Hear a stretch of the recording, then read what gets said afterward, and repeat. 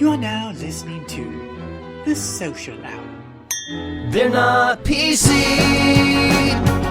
so if occasional foul language turns you off, then you have all been warned. This is the calm before the storm. It's the bitch slap is with the front of the hand. The back slap is the pimp hand. Get ready for the social hour. Live from Deece World Studios in Spokane, Washington.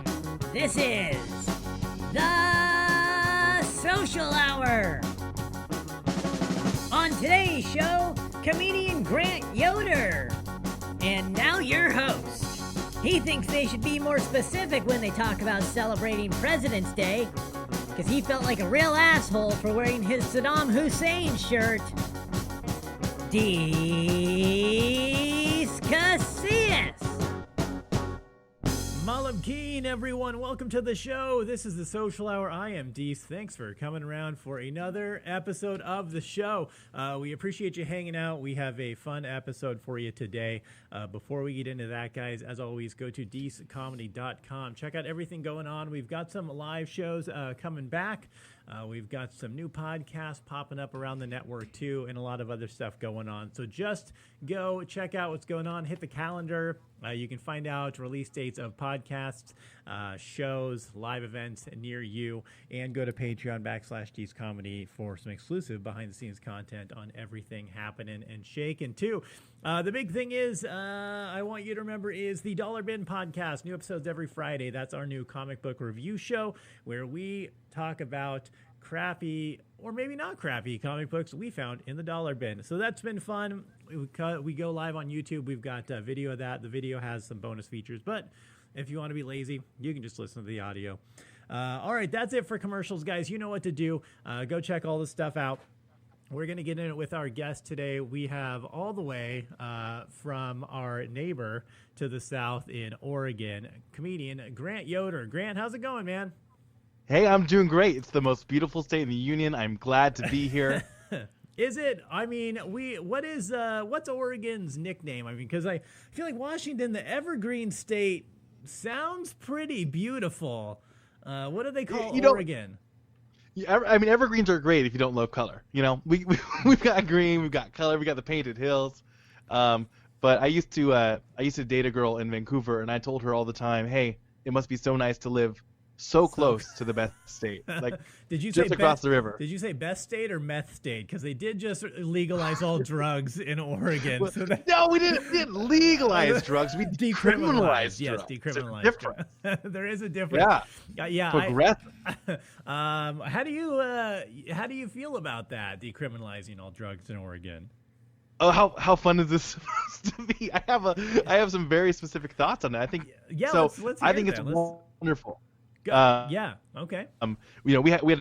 So you don't know this, but outside of comedy, I actually work in criminal justice. Oh, really? Okay. And so I spend a lot of time thinking about these type of things and the role of criminal justice and justice in general in our culture. And we saw a big influx in issues with people having interactions with the justice system in the 90s when we started to have more and more crimes involving illegal substances, when really it's not a criminal offense. It's an offense that needs service. Sure. And so by taking these people, separating them from their structures, separating them from society, bringing them out of their families, it's actually doing them a disservice, and it's extremely costly to the people who are doing it to them. Yeah. So I am all for it personally. It's a step in the right direction. Yeah. So the United States, it's the highest per capita rate of prisons in the whole world. Yeah. It's crazy. Yeah. Crazy. Well, privatized prisons, that's your, when it's a business, all of a sudden they have to have minimum standards of occupancy and things like that. So this is a great step away from that, which is super exciting. Although I will say that Oregon uses no private prisons, which is exciting. Yeah, really? I didn't know that. Okay, Yep. that's They're all... that's good. all run by the state. But this is not my comedy career. This is my other career. So, so excuse me. No, that's all right. I love that. Personally, I'm a huge fan of decriminalizing the drugs. Also, I think it's a great step in the right direction. I 100% agree with you. We, take that model that they used in Norway and other countries, and really apply it to America. And I think we could solve a lot of problems. I mean, instead of when you the money we put into the court systems and the police and all these things, you would save. And also when you have safe injection sites, things like that, these people have an opportunity to, oh God, my dog's trying to choke me. They have an opportunity to talk to someone and walk away with a pamphlet about sobriety if they ever need that help or want that, instead of just feeling like, oh, well, now I have a criminal record, now I can never get a job, now I'm probably perpetually homeless, and just another person in the system instead of... Absolutely.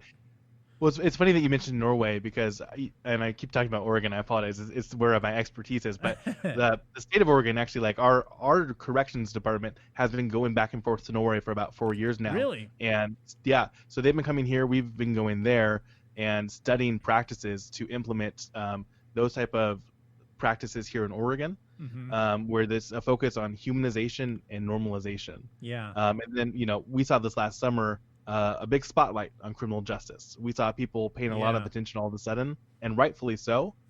And you've seen people talking about things like defund the police. Yeah. So since 2014 here in Oregon, we've had a conference called the Criminal Justice Reinvestment Conference, and it's that exact thing. It's talking about taking money away from criminal justice agencies and enforcement agencies and moving them towards community service agencies, specialty courts that can remove people from that system and get them the help that they need. So, it's all great that we're having eyes on it. We're putting that focus to get a better life for people, because at the end of the day, punitive justice doesn't do much good for just about anyone.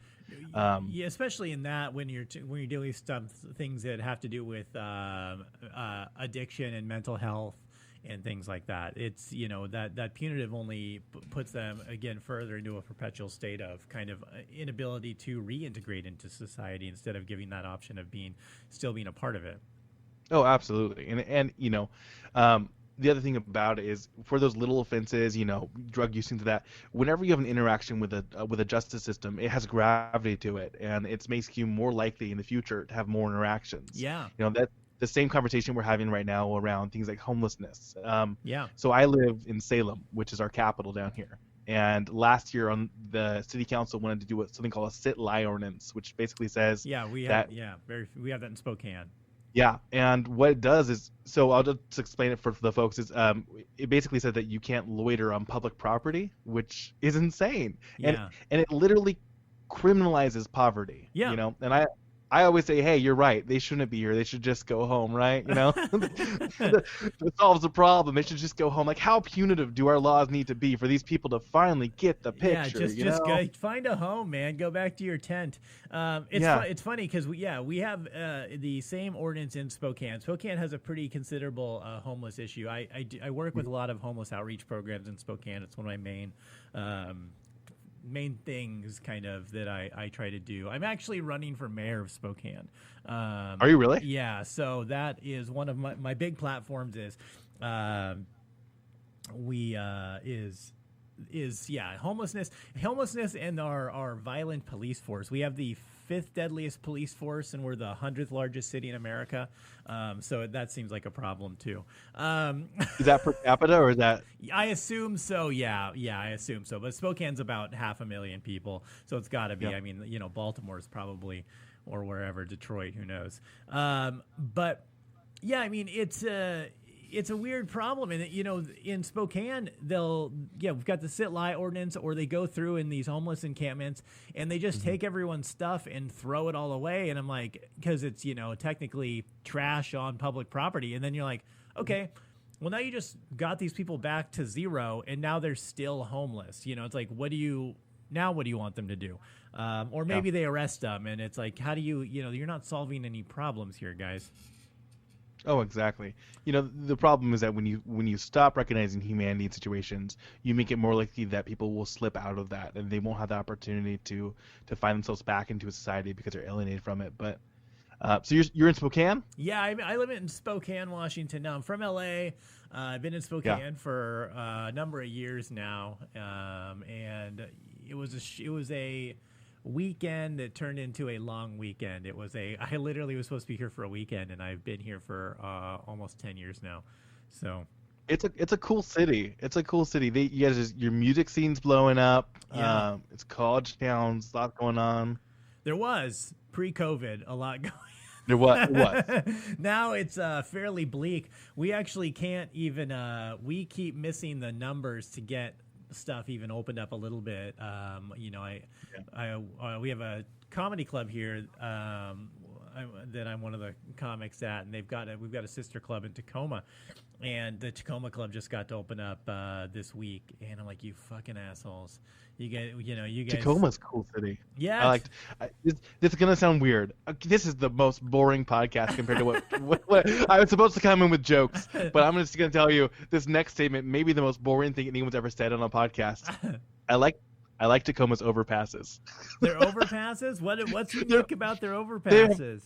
They have pretty overpasses, man. Do they? Okay, I don't know if I've ever taken note of their overpasses specifically, but I will. I This believe is the it. cutting edge content that people are here for. Let me tell you, they're cloaked in ivy. Yeah. They're gowned in ivy. They're like this gorgeous cement overpasses. Interesting. Okay. Nestled into the city. Yeah. Well, I'm a huge fan. I am the top 5 podcast for people looking for quality overpasses. So hopefully That's people great. know to hit Tacoma for their overpasses from now on. Let's keep talking about overpasses. Let's switch from justice to municipal engineering. You want to talk about overpasses? Yeah. Have you been to Mesa? Oh man. Oh my gosh, yeah. Mesa's. I mean, when you pull up the book, you're gonna see Mesa when it comes to overpasses. Right. Yeah. It's just Something like- about it's- succulents and overpasses really just come together nicely. Yeah, I mean, and then you were talking about Detroit earlier. Talk about some industrial overpasses. Yeah. Yeah. Just I mean. It's all on my Tumblr. Yeah. Mine is all on my Tumblr. Is Tumblr still a thing? Does that still exist? Oh, hopefully not. Nothing good has ever happened on Tumblr. I don't know. That is a site that I was never able to navigate. There's Yeah. always a couple social media sites that I'm like, I'm just too old for that. Tumblr Yeah. was one of them. TikTok is it now. I was gonna say Yeah. I understand Tumblr just as much as I understand TikTok, Yeah. which is not at all. Not at all. Snapchat was one of those. I'm like, I don't get this.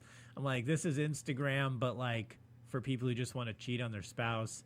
Yeah, I think I'm old now is the problem. Yeah. Like I got 2 kids. I got a 5-year-old. I'm sorry, a 6-year-old and a 4-year-old. It changes all the time. Yeah.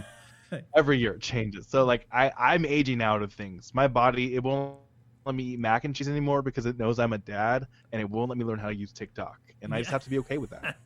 that is a good thing. I've had comics who are older than I am, and we've been on the road together, and they're like, "Hey man, are you doing TikTok? I'm getting this and that." And I'm like, I fucking can't, dude. I can't do it. I don't know. Like every time I turn it on, I just see these stupid dances, and like I've watched videos. I'm like, I don't know what this is. I'm like, I don't know what this is. I don't know how to get out of it. I don't know how to upload stuff. I don't. It doesn't make sense to me. Yeah, I downloaded it once. Because my friend was like, "You gotta get it. You got it. So I got it, and I opened it up, and it was just like 30 videos of 15-year-old girls dancing. I was like, you know what? I'm gonna see him. This is not for me. I'm gonna see myself out. I'm gonna delete this app. This is not the algorithm I need in my pocket. Yeah. I was like, what? But then every now and then you hear about things. Like things. It's like a volcano. You don't look in, but every now and then it kind of burps something up, and you're like. But it's always what you least expect. Yeah. It'd be like if volcano all of a sudden starts like spitting Slurpee out. Like what? There's paint. There's paint on TikTok. What? Wait, they're really into colors? I'm so confused. Yeah, it's one of those things. Like I don't watch a lot of TV, or like I don't watch Saturday Night Live anymore. I mean, I was I just don't have time, and I don't really care. Yeah. But like. Every now and then, I'm sure they have a good sketch, and I'm like, if there's a sketch good enough, if it's funny enough, it's gonna show up on my desk. Like, someone's gonna send it to me, or I'll see it on whatever news, or like on Facebook, something. I'll see it somewhere. But like I don't need to watch it every week to get that one good sketch. So if there's like something funny enough or good enough that happens on TikTok, someone will send it to me. But I don't need it. I'm working on a new bit. I don't have the premise. I don't have the punchline yet. But the premise is like I clicked on a SNL video once 4 years ago, and it's the only thing that it sends me now. Like no wonder the algorithms will radicalize people, because you click once and it's all you see. Yeah. But yeah, with TikTok, I had this kid I was mentoring at one point, and she was buying this was in the before times, Yeah. Remember the before times? I vaguely. So, yes, I read books about it. So she had her science teacher who said no food in my science lab. So every day she would bring him a different food item and film it, and she was putting it on TikTok. So I was like, "Yo, Allie, if I Venmo you, $15, will you get him a rotisserie chicken?"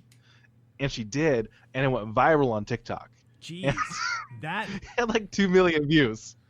Just her handing this man a rotisserie chicken. Yeah. I was like, I don't think I'm gonna get this one. Yeah. I don't think I'm gonna understand this. I think I think more than not understanding it and not liking it is the fact that it makes me sad.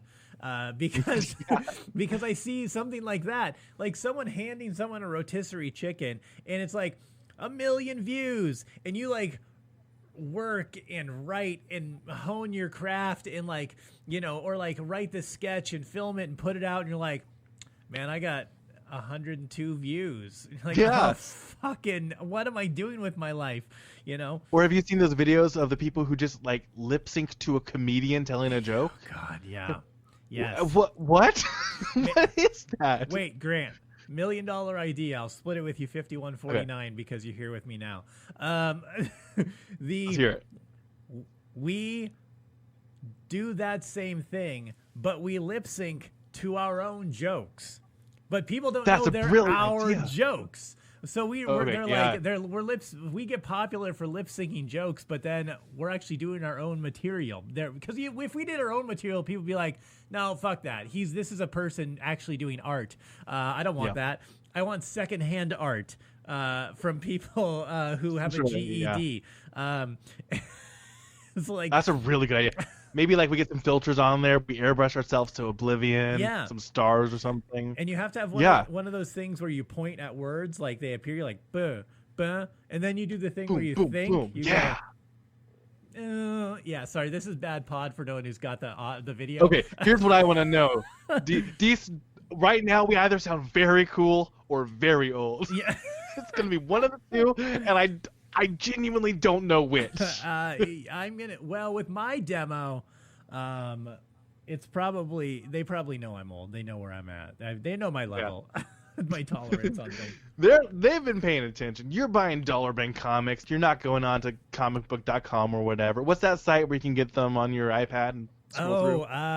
Comicsology or something like that. Yeah. Yeah, I've in this pandemic, I recently I had time, so I started going through and like going back to old like shitty dollar bin comics and spending more time in I'm a comic book nerd, so I'm like, I'm reading all these stuff. I'm like, I might as well do this show. So, it's like I can't do live comedy. I might as well do other shit I like. So, yeah. Do you read it in addition to comics, or just comics mostly? Do I read, like, are you asking me if I read books? Like real books? Like with words and stuff? Without pictures? Do they still make those? Books?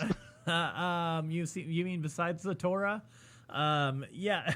Well, yeah, besides the Torah. Yeah, I do read actual books too. Actually, it's funny. I have a big gap in things I read. I read like shitty comic books, and then I read like Zen Buddhist books and like philosophy shit, and like those are the two things I really read a lot of. And then Chuck Palahniuk, speaking of Oregon's own Chuck Palahniuk. Oregon's own. And that's about it. That's about what. Well, I read a lot of like classic literature shit because I'm well read, obviously. Gotta be. So, well, what, are you a big Well, speaking reader? of- Or no? Go ahead. yeah, I try to be. I actually I don't love reading, but I love having read. Is Okay. so sure you're I right. got to put my time in and read it. Yeah. But speaking of Oregon Zone, John Krakauer is an amazing author. He wrote my favorite book, Into Thin Air, and he's from Oregon, but he lives up in Washington now, Okay. so you can claim him. But it was the story of the 1996 Everest disaster, which was until last year the deadliest climbing season ever on Everest, Oh, which was damn. fun. But you were talking about going into pandemic, though. I was going to tell you that I had started Little Women last February, right around this Oh, time. I yeah. started Little Women, and I loved it. It was so great because I live a pretty fast life. I'm always doing things, and in this book, they don't do anything, right? Right. And it was so quaint. The letter that the dad writes to the girls was, I think of you by day, I pray for you night by night, and I find my greatest comfort in your affection always. I'm like, well, how lovely is that? But then the pandemic came, and all of a sudden my life slowed way down, Yeah. and nothing was happening in my life, and nothing was happening in this book. I'm like, I can't do this. So it's the only book that I've stopped reading halfway through, and it's sitting on my bookshelf now, like waiting And you for even me to be enjoyed very it. busy. You stopped reading a book Oh. you enjoyed. I loved it. I was like, something's got to give. One of these girls better like do something eventually. eventually. What? But we'll come back to it. Do you have a favorite book you've read, Grant? Yeah, it's probably Oh, that I'm John sorry. You Krakauer said book. yeah, in that there. one. Yeah. Was that made Well, what's into a cool movie? about it- What was that? Was that made into a movie? I think so. I haven't seen it Oh, okay. because I like the book a lot and I didn't want to ruin it. But essentially, this guy, he was going to go to Everest for a magazine. He was writing an essay for a magazine about how easy it is to get to the top of Everest.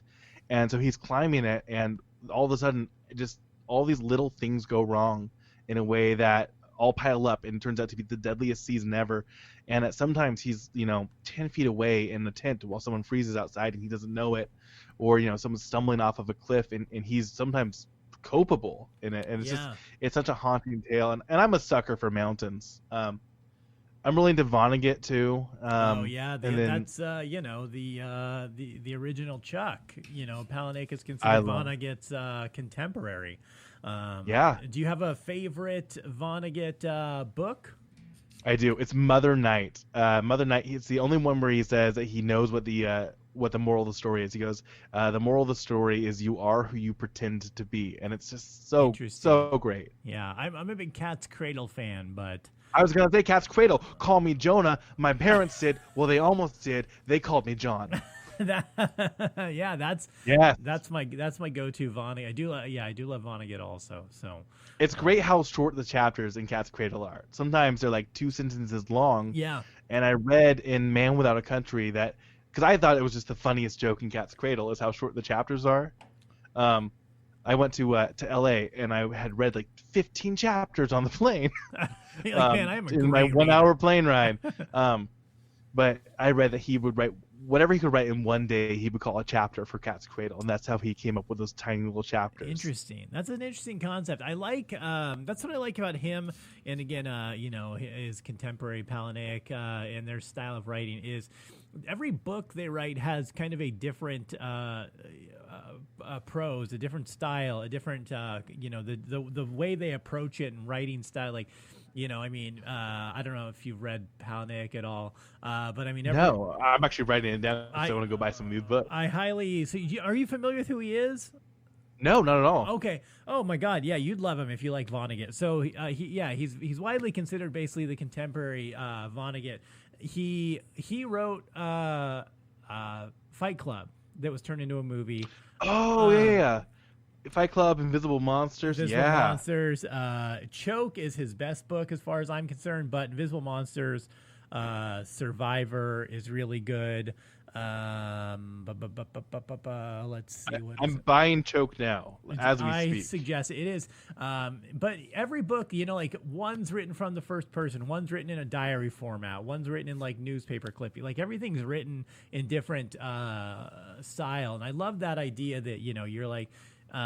It's not like nothing is Tom Clancy or whatever, but it's like, hey, look, here's another kind of war movie or war book or like espionage thriller, whatever Tom Clancy does. I don't know. And yeah, I I'm reading a book now that's written in a journal format. It's called Nausea by oh no, what's his name? I'm gonna look like a fool. Jean-Paul Sartre. It's Okay. a French writer. It's called Nausea, and it's about a man going insane, which is a great thing to read during quarantine, right? Right. Yeah. Like I feel that. I get it. Are you familiar with the book The Bell Jar at all by Sylvia Plath? Oh yeah. Okay. It's about a woman struggling with her mental health. Yeah. So my friend loaned it to me, and she said, "Whatever you do, don't read this during quarantine. You'll be alone, and it will be sad." And so I drove into the forest for a weekend, entire weekend alone next to a mountain, and I'm like, I'll just read it more with nothing to do. How was it? How was It was, reading? it was a lovely book. Yeah. It ends in a night attempt, about this woman struggling with depression and suicidal tendencies, and I had a great time reading it. I had some lovely fires. I brought my record player out with me. It was a very like romantic trip to the forest alone. Nice, very nice. I like that. Get a little. You know how these things go. Yeah, you gotta have a little time away from the family and everything, especially during quarantine. I assume. Exactly. Get a bunch of them. So. Oh, you got it. So how I don't know. I'm excited for stuff to open up then. I'm excited for things to open up. Sorry. The with Oregon, where is Oregon at with opening up? It's all county by county down here. Okay. We have there's some outdoor seating and stuff happening at restaurants. We're not doing entertainment right now, but I kind of see my role as being cautious and setting an example of what it would look like to be cautious. So Yeah. I'm kind of keeping my hands up, and I'm not going to outdoor seating restaurants. Typically I enjoy church on Sunday mornings, but I haven't been in about a year now because I think that we should set an example and keep ourselves apart. Sure. The Physical distance. physical distance. Physical, but not social. I can still call people. I can still leave a cake on their door, which I've done way too much during the pandemic. Whatever nonsense I can think of, I can still do. I just want to stay a little bit further away. Yeah, it's a difficult thing. I mean, how long have you been doing comedy for, Grant? I've been doing stand-up for about 2 years now. Okay. And then I've had podcasting for about 3.5, maybe 4 years. Now with the stand-up, I mean, where did you start out at? In Salem or? Yeah, I started in Salem. I went to a stand-up comedy competition and I won. Oh wow! Right off the bat. Damn. Which is a terrible thing to happen for a stand-up comedian. It's all downhill from there. It's all downhill from there. But we have a really cool club here in Salem, and if you're ever coming up and down, it's called the Infinity Room, and it's one of the best. Nice. So I'll do it there, and then I'll head up to Portland. Vancouver has some cool mics going on. And in a normal world, Vancouver has some cool mics going on. But yeah, mostly here in Salem at the Infinity Room. Okay. But it's a lot of fun. Yeah, I mean, how is it? It's got to be difficult, especially if you started 2 years ago. You've got your kids would have been 4 and 3 then, I guess. That's a and then what are the challenges doing comedy with with a family? That's got to be difficult, right? Well, like all other comedians, I got divorced, so I do comedy every other week. Sure. I have my kids a week at a time, so when I have them, they're my absolute focus. Yeah. And then on the weeks that they're at their mom's house, I'll go and I'll do 3 or 4 shows a week or whatever that looks like to make up for the time that I'm missing on it. But it's a fun, engaging thing that you get to go do, and it's fun to put the work in. I really like putting work into things. Yeah. And so to be able to sit down and really try and crack a joke, and then see how it works when you put it out in front of everyone, it's really rewarding. Yeah. What's your process like writing? I mean, are you a guy that sits down and takes time, like I'm going to write for an hour every day, or do you just like when something comes to you? What's it look like for you? A lot of times, like, the little kernel comes from me just joking around with someone. Like, I'll just be riffing with someone, and then something will catch in my mind. Where I'm like, you know what? I can actually kind of wind this out. So, like, one of my jokes that has I like jokes that kind of like frame a world immediately. It's a weird world, and then live in it. but because I've set it up so quickly, you don't question like, oh, well, all this logic makes sense because we've built this world together. So my friend married a farmer, and I was mocking her for farmersonly.com. And then I was like, you know what? I could make a bit out of farmersonly.com. And so I was like, okay, well, what would that look like? And so I sat down and kind of figured out on my notes app on my phone. And then I'll listen through it and weed it down until I think that we're about where it needs to be. And then I'll go give it a shot. But the whole bit's like, what's the premise of farmersonly.com? Like marrying a farmer is gonna make you a better farmer? Like, wait, like that marrying a farmer, you should marry a farmer. Like, have you ever met a farmer? Yeah. They're very busy. They own farms. They're never gonna see each other. And they're not neighbors. Like, if they were neighbors, they wouldn't need an app. They know each other. Those guys share a well already, you know? Right, like, yeah. And like, what? Being a farmer's gonna make you a better farmer? Like, he grows grass seed. You grow onions. That's flood irrigation, Karen. That's a different game. Okay. Yeah. He's out of your league, and you know it. Yeah, how specific? Like, how specific is it? Like, is there a ranchers only also? Because ranching is different than farming. Now we've got a whole different. It's so different. Yeah. Well, I actually downloaded it originally because I thought it'd be funny. So I downloaded it before I ever had this joke because I thought I could write jokes about it. Yeah. But it wasn't funny. It was just sad. It was just really, really sad. Yeah, I imagine. I mean, is there a lot of farms around there? What are they vetting people? Do they have to you have to your profile picture has to be in overalls? Yeah. It's like you have to. What tractor do you own? Right. No. Not what tractor driver work. What tractor do you own? Are you the farmer or are you the farm hand? Yeah, because farmhandsonly.com is a different website that I'm buying right now. Yeah, farm hands only. When's wheat season? Fall? Nope, sucker, you're out. Gotcha. Well, like the other thing is like, why do you need a farmer? Like, you already have a farmer, and it's you. Yeah. You don't need a farmer. You need a mechanic. Like, we need farmersonly.com and mechanicsonly.com and like smash them together like Crisis on Infinite Earths. Yeah. You know? We need like farmers and auxiliary professionals only.com. That's what we need. Yeah, we need homemaker.com when there's a rancher or farmer. They're already out tilling the soil. They need someone at home making a stew for them all day. Good work, touching the soil and stuff. You know, that's what farmers do, right? Yeah, I think. I'm not a farmer. Yeah. I live in my friend Ryan's a farmer. He's spraying tonight. Not tonight, probably today.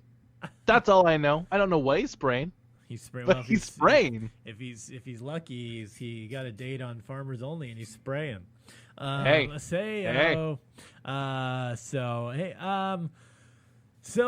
is there farms down there in Salem? Where is it rural out there, or where? We're surrounded by rural. Between here and Portland and some rural areas out either direction, there's farms. We are the second largest city in Oregon, but this valley is actually the grass seed capital of the world. Oh wow. I know it sounds like I'm running for governor. I am not running for governor. I just keep saying great things about this most beautiful state. Have you ever lived anywhere but Oregon? Why would I ever want to? Why would I ever choose to do that, Deece? You don't know what you're missing, maybe, man. Well, I'll tell you what. I'll come up to Spokane when the world opens up again. I'll catch some shows. I didn't say Spokane was better. That's debatable. I'm just saying sometimes if you love something, you gotta let it go. And maybe it's time to let Oregon go, see what you got. And if you come back to it, it's your true love, man. Where should I move to? Where should I move to? Give me a city. Well, I did speak to someone in Boston yesterday who really sold me on Boston, which is hard to do because I was not a Boston fan before yesterday. I'd been to Boston, didn't like it, but they kind of sold me on it. I think I want to go back and try it again. Not to live. I don't want to live. Yeah, sounds cold. Sounds cold in Boston. I don't know. I'm sure it is. I mean, Salem's got to be cold. You guys get snow, right? It's supposed to snow the next couple days here. I think we're supposed to have 10 inches over the next 3 days, but that's not normal. We normally get half an inch all year. Oh, really? Yeah, it's not too bad here. But the other place, so I was going to ask you, where do you get your bits from? Do you sit down, do you write them, or what are you doing? Most of the actual stuff I get to stage is in my car or in my shower. I just kind of rant. and talk to myself. And if something makes me laugh, I stop and I'll put it into voice, like a voice memo, and talk for a while and get a couple beats, and then I'll take that to my notebook, write it down, try and write a couple jokes around it, take it to stage, and fix it up and see if we can make it work. It's I cannot be one of those guys that sits down. I mean, I know guys are like, from every day from 10 to 11:30, I sit at my desk and I write. Sometimes nothing comes out, sometimes stuff comes out. And I'm like, I could never do that, because if I sat there for an hour and nothing came out, I'd be so mad that I wasted an hour. I have two shower voice memo apps from yesterday. I was in the shower, like, where's my phone? I got a bit. Yeah. That's two different bits that I'm working out from the shower yesterday. Shower's the best. Actually, it's one of the things I miss the most about traveling for comedy is I really like when I drive places for comedy, you know, if it's like a, you know, whatever, even 2 hours, sometimes 5 hours, whatever it is.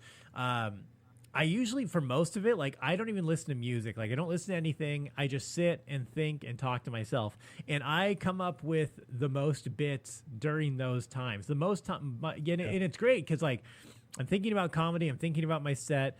I come up with some new material. I'm like, oh, I'll try that and sandwich it into my set somewhere with some new in-between stuff I know works. And so, you know, so I'm like, oh, I can work it tonight. You know, I'm on the way to do comedy. So that's the best way to do it. But of course, we would never encourage people to not listen to podcasts in the car. No, that's what you should listen to in the car. Everyone else should. Everyone should. I just have podcasts on play continually. I'm not always actively paying attention, but passively they're on. Yeah, it's like noise in the background. Yeah, at least give me those downloads. I don't care if you actually listen. Download it, delete it, then download it again. Exactly. And leave a like a review. Comment below.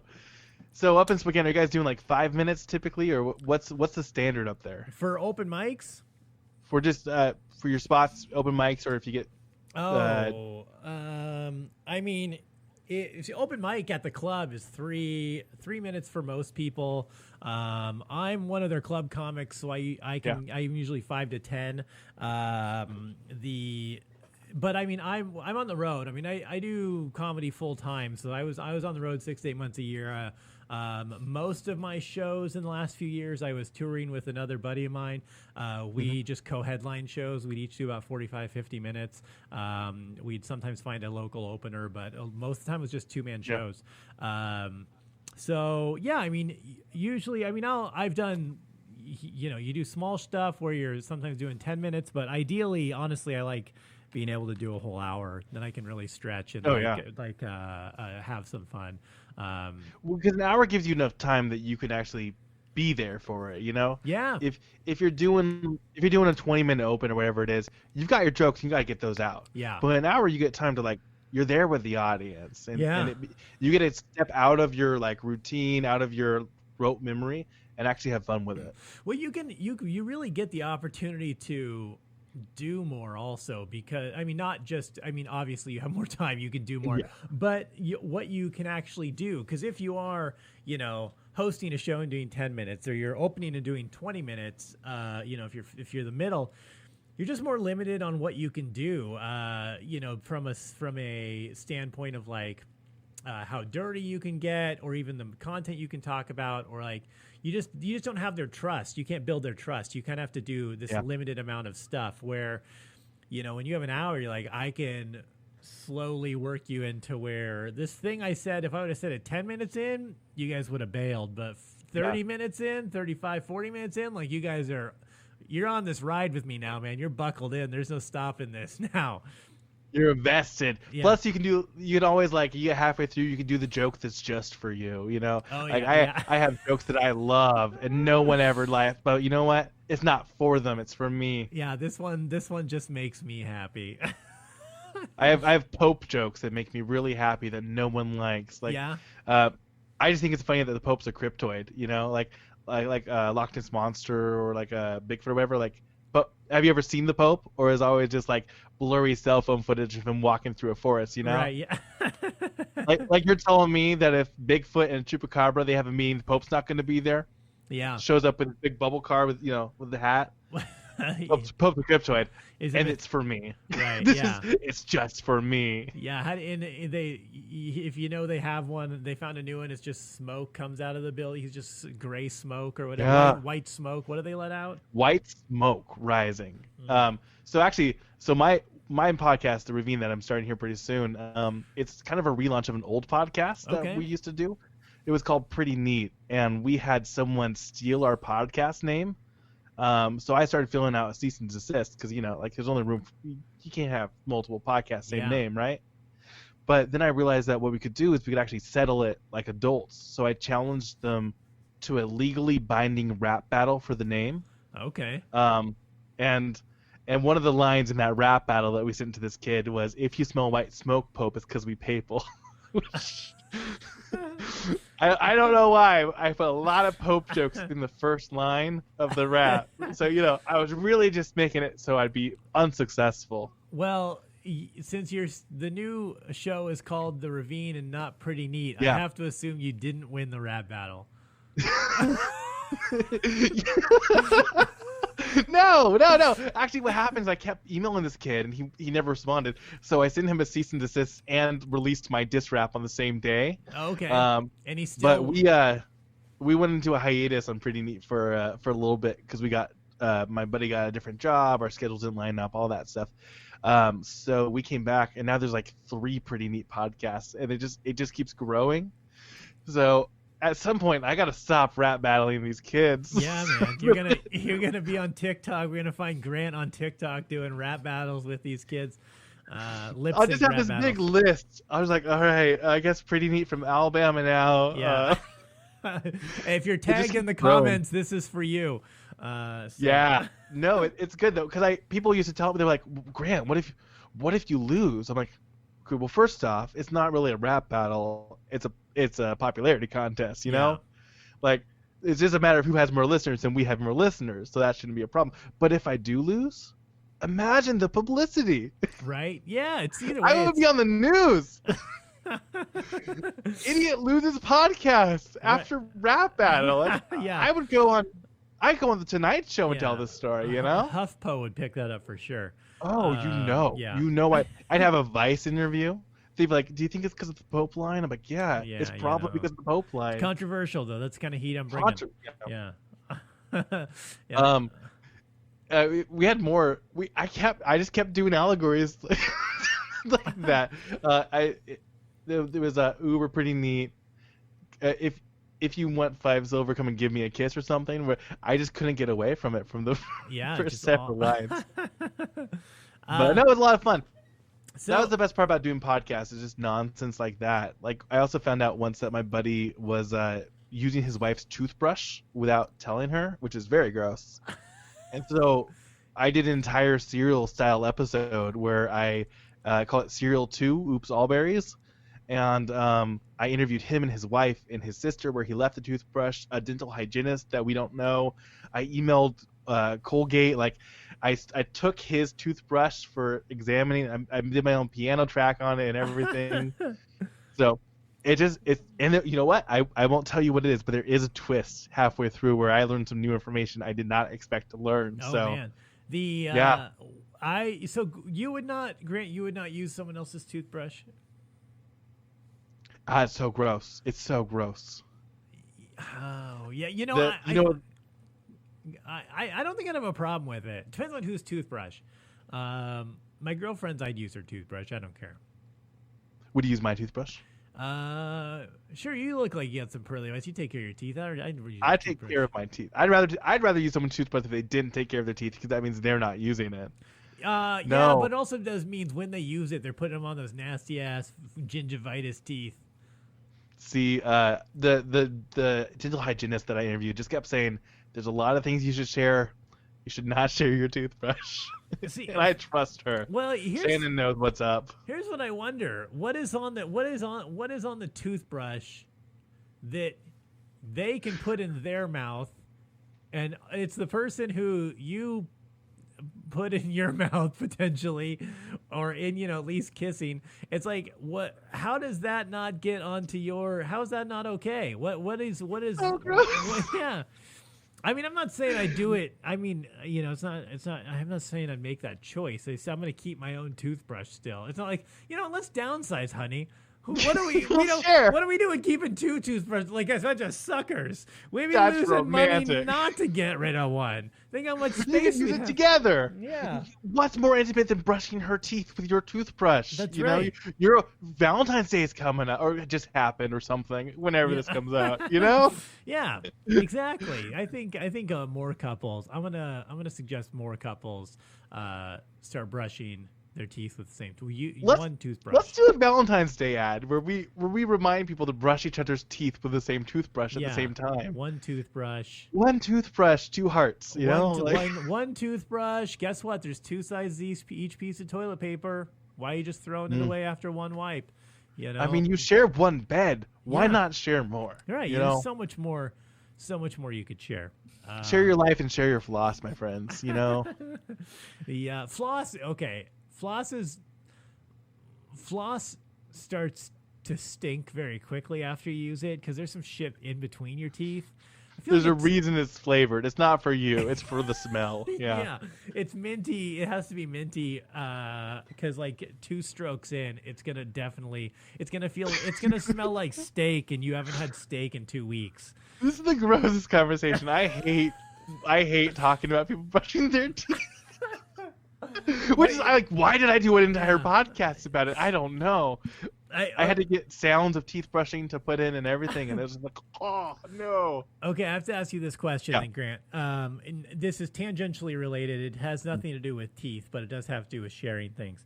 How do you feel about sharing things like drinks? Like if someone wanted to drink your water, are you okay with that? Do you share those things? Share forks? Yeah. Okay. Yeah. So, I'm okay with that. I used to be worse about it. Like I intellectually I know it's fine, but I used to be like, yeah, that's gross. I don't, unless it was like someone that I was in a relationship with or something. But I'm trying to get better about it. Like I'm trying to let a friend take a bite of my burrito and stuff like that. And obviously not this time. Yeah, sure. Yeah, it's so. But like that glass of water you've been drinking out. If someone your friend was like, "Hey, can I get a hit of that?" You'd be good. You're cool. Yeah, I used to not be, but I think I'm better now. Now my kids, no way. Because kids are gross. Graham, get your own water. Yeah, kids are gross. I don't trust those guys. Okay, this is the question I have to ask, because I'm like, I have like a sewer rat mentality where like I'm like, if you have everything, you have nothing. It doesn't matter. Like I'm not into a lot of like lotions and potions and things, and I'm cool with like sharing everything because I build up immunities. Like I never get sick. Like I had COVID, it was nothing for me. Like I've barely even felt it. I'll share anything like that, but for some reason, the thought of sharing milk with someone is gross to me. Like milk is for some reason milk is intimate. I don't know if it's because of its viscosity or a terrible story. Well, yeah, now we have to. Oh my gosh, it was 5 or 6 years ago now. I was just at home. I was minding my own business. I was living my life, Deece, and all of a sudden, my wife at the time came up to me for a kiss, and as she kissed me, she spit milk into my mouth. Oh God. And she thought it was so funny. And then you called the divorce lawyer. Yeah. Immediately. Yeah, it was the grossest thing that's ever happened to me, because not only is it milk, but it's now warm milk. Oh, You're not. What's worse than milk that you don't expect? Was it curdled at all? It was warm enough to have a little curdled chunk in? Like no, thank God. But it was maybe. Listen, I have two kids. They've both vomited into my mouth when they were babies. These things happen. This is the worst experience of my life. Yeah, that's an attack. That's against the Geneva Convention. So proud of it, that's like biological warfare. Trust was broken that day. Yeah, that's all I'm saying. I imagine so. You can't rebuild from some things. Right. No, that's a tough one. I don't. I think again, if it was another liquid, I think I might be like, whatever. There's something about milk, man. And I'm not even a milk drinker. But there's something about like sharing milk that weirds me out. It's just too. I just think it's the thickness of And there's so many. Yeah. So this one in particular, there was so many steps of, wait a minute, is this something in my mouth? What is it? Is that milk? It just took an extra step to be like, it's milk. Yeah, and no It's one. what? The worst game in the world is what's in my mouth. What's in my mouth?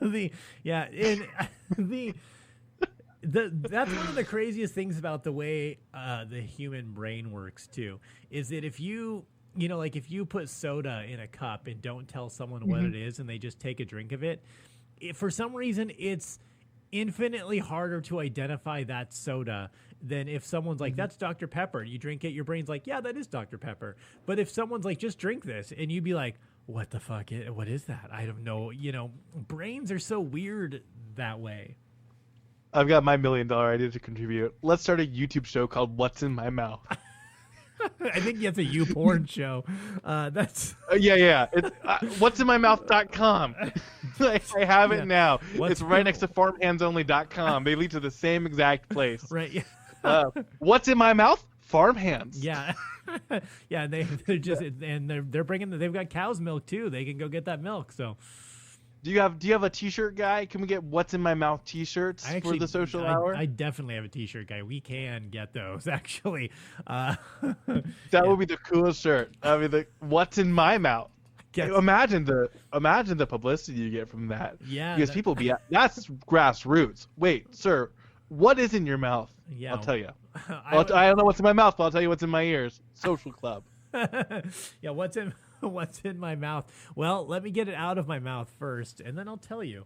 I'm going as we speak to what'sinmymouth.com. You're definitely turn your safe search on.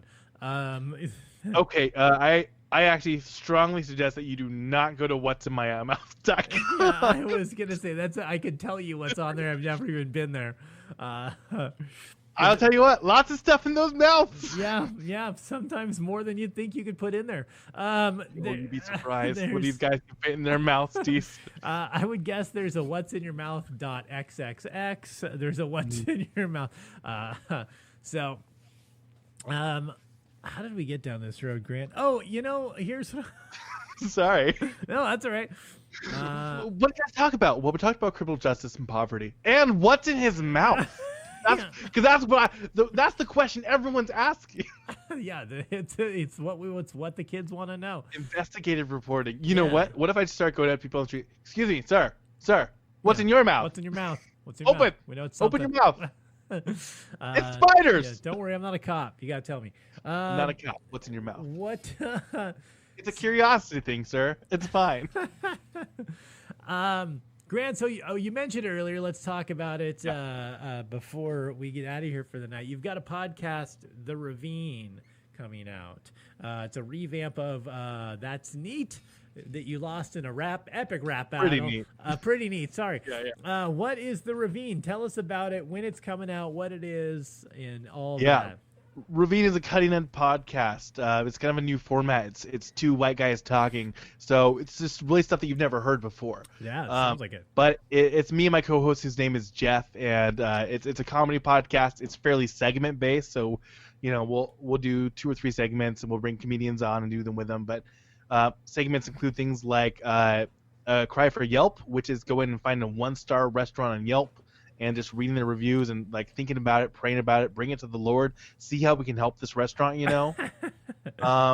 We do one called OG or OGs, where I read an award-winning rap versus a rap I wrote on my way to Jeff's house, and he has to decide which one is which. Oh man. Yeah, we do a segment called Dad Off, where we have pretend competitions between our dads who don't know each other, and we decide which dad would win and how. Yeah. Dad Off, science fair. They're playing Fortnite, So it's just basically the best possible podcast you could think of, and you should go now to the Ravine Pod on Facebook, or search the Ravine on wherever you get your podcasts and subscribe. Get in on the ground floor. It's like game stocks. Get in now, because It's only going to the moon. It's only going up, man. It's It's only going Diamond up. hands on this podcast. And when's it coming out? And how often is it going to be released? Yeah, we're looking at every other week, and it should be coming out in March. We're waiting on podcast art that we purchased, which is getting some final tweaks, and we'll be looking at every other week for now, and we may be moving up to every week in the future. Nice. That's good. Good. So what moving forward with hopefully COVID ending soon? What's your thoughts with comedy coming back? I mean, obviously hitting it. Have you been staying busy with Zoom mics? You plan on getting back out there?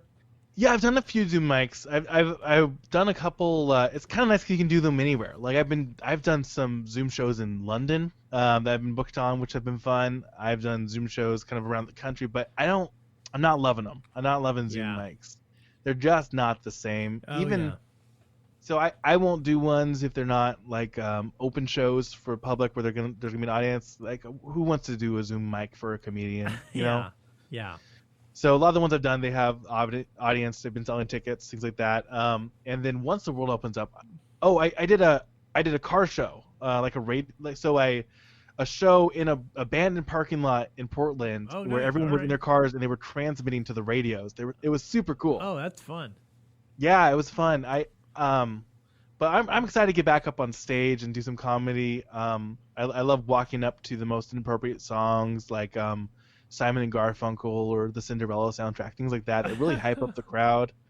But I think what I decided is once the world opens up and it gets responsible and wise to do so, I really want to explore around the Pacific Northwest, hit some new clubs I haven't been at. Yeah. Just take some time off work and head out and have some fun because we've been able to make so many new connections around because of these type of things where we've all been stuck at home and so I'll make my way up to Spokane.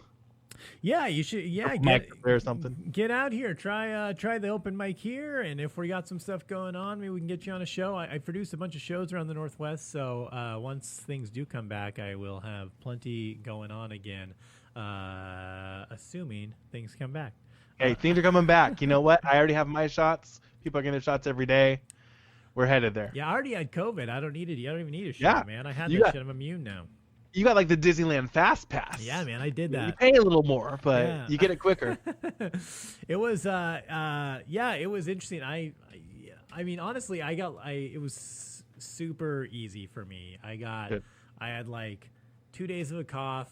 That's it. Then I had 2 days of like bad body aches, but nothing else. And then the next day I just couldn't taste anything for like 2 weeks. And that's it. Oh, weird. Yeah. That's it. Well, that's not too bad, though. No, yeah, I got it easy. Like I said, I go, I don't worry about, I've got a strong immune system, so.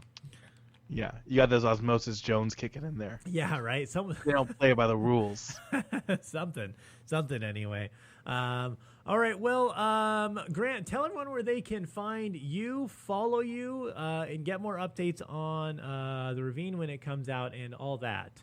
Absolutely. Anywhere you get your podcasts, wherever you're listening to this now, search The Ravine, subscribe now, make sure that you don't miss an episode. And you can also find us on facebook.com/The Ravine Pod or email theravinepod@gmail.com. And then if you want to follow me around, I'm Grant Yoder on Instagram. Oh, convenient. Look at that. Right? Nice. All right. Well, there you go, guys. Grant, anything else before we get out of here tonight, or? No, thanks so much for having me on. This is a blast. Yeah, absolutely. Thanks for coming on, guys. Make sure and follow Grant. Check out The Ravine when it comes out in a couple weeks. Make sure you subscribe to that as well. And maybe you'll see Grant up around the Northwest. I'm sure you will, but maybe closer to the area from where this show is recorded in Spokane. If you get up this way, definitely let me know, though, man. I'd love to meet you in person and see if we can do something live again when we are all able to be people. I will join you, but I actually quit drinking about 2 years ago. Oh, congratulations. Yeah, it's not going to last. But the for now, it's so funny because I was like, when this hit, I was like about a year sober, and I was and I'm like, should I just like say fuck it and just like drink now, just for the pandemic? Because like whatever, I was just home all day, and I'm like, nah. And I kept thinking about it. And man, I'm so glad I didn't just for the pandemic, because I would have been on a year-long bender. Year bender. Like, I'm always trying to figure out what my sobriety is going to be. Because, like, when people get sober and, like, they sleep better, they're more energetic. Yeah. I think my getting sober is going to be stop listening to podcasts while I fall asleep. That will be me getting sober. Like, man, I feel great. Yeah, everyone's listenership's gonna fall off if you get sober, man. You better keep drinking. Tough stuff. So, all right, guys. Well, we're going to get out of here for the night. Thanks again for listening. And make sure you follow Grant, find him on Instagram, and check out the Ravine when it comes out. Grant, thanks you very much again. And everyone, again, go to deececomedy.com. Check out everything coming up. We got a bunch of stuff on that calendar, new shows, live events, and everything happening. So thank you very much for the Social Hour. I've been Deece, and for Grant Yoder, thanks, guys. And we will see you next week.